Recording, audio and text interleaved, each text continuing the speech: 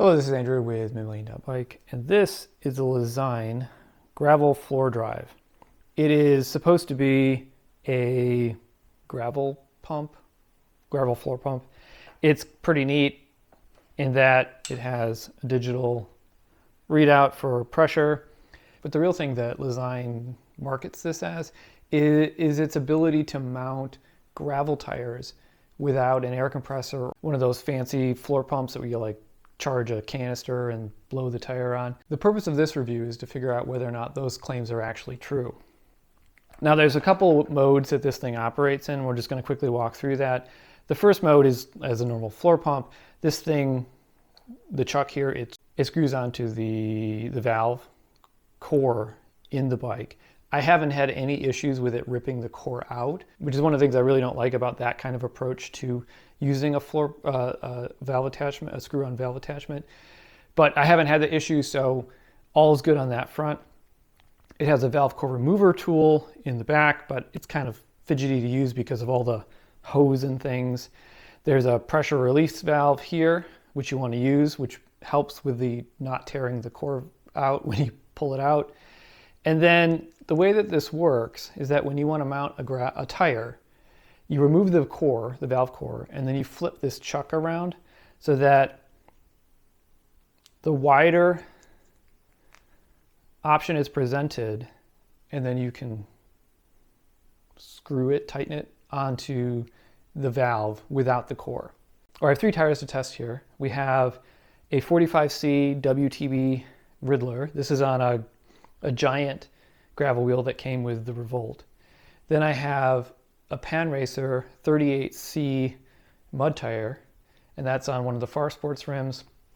And then I have this Challenge 36C tire.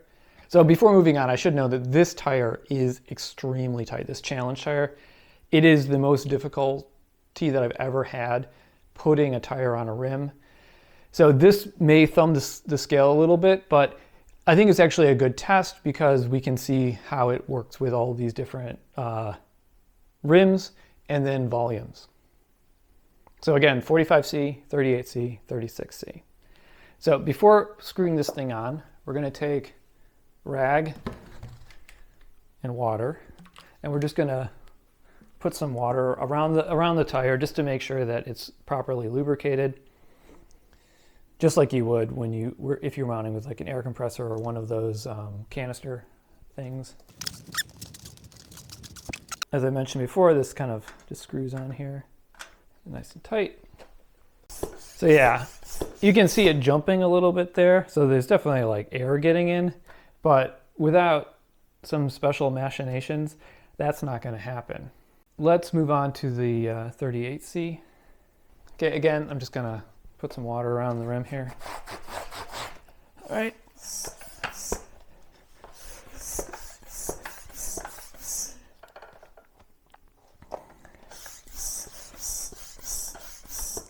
And again, nothing. So that's 2 fails. Let's go ahead and put some water on this guy. All right.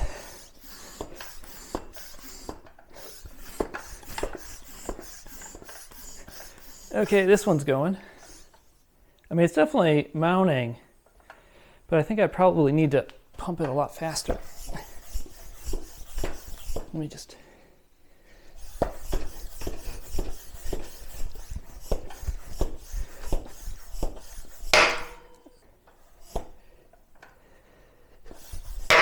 There we go. Okay, it's not quite. We still have one more.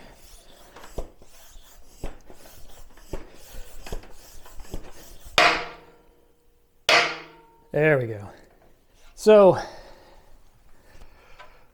2 out of 3.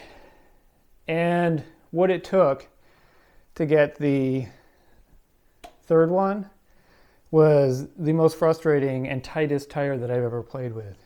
So while this can work, I certainly wouldn't recommend it as a way to mount gravel tires, or really any tubeless tire, because it just can't You just have this volume problem. You need to be able to put in a lot of volume of air in order to push the tire on. It might be possible to kind of thumb the scale to make that happen by like pre-mounting the tire a little bit, but unless you want to faff around with that, the best option is just to go get an air compressor.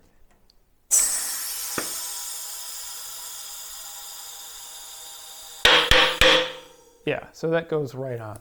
So I don't want you to get the wrong idea about this pump. I actually really like this pump. I like that it has a digital readout. I like the functionality. I think that in general, it's a very good floor pump.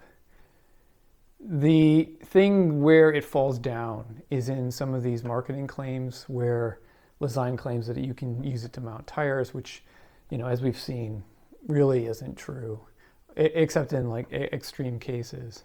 So while I would recommend this as a floor pump, I would not recommend it as a way to mount gravel tires.